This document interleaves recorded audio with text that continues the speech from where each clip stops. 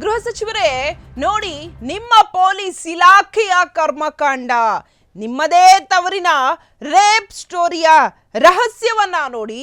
Jeeni ಓನರ್ಗೆ ಬೆಂಬಲಿಸ್ತಿದ್ದಾರ inspector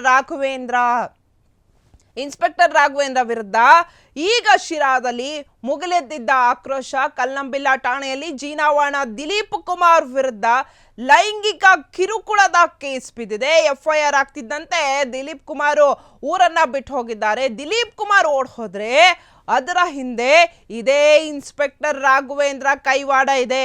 lakh lakh ಲಂಚ ತಗೊಂಡ್ಬಿಟ್ರ ಹಾಗಾದ್ರೆ ರಾಘವೇಂದ್ರ.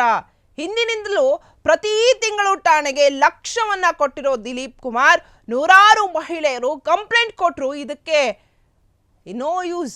ಇದೇ ಕಾರಣಕ್ಕೆ ಎಫ್ಐಆರ್ ಮಾಡ್ತಿರ್ಲಿಲ್ಲ.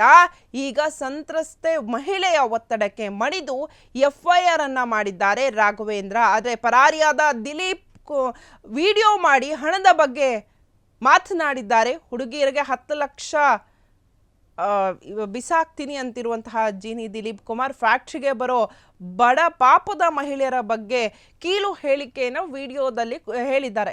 ಲಕ್ಷ ಲಕ್ಷ ಲಂಚದ ಬಗ್ಗೆನೂ ಸಹ ಮಾತಾಡಿದ್ದಾರೆ ದಿಲೀಪ್ ಕುಮಾರ್.